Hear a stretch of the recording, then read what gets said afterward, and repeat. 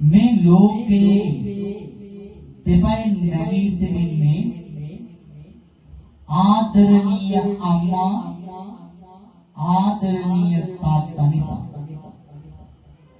අම්මා කෙනෙක් තම රත්තරන් දුව තමන්ගේ රත්තරන් පුතා දස මාසක් කුසීස දරාගෙන ඉන්නවා. දස මාසක් කුසීස දරාගෙන මේ ලෝකයේ තම ආදරණීය දුව පුතා ජීවිතේ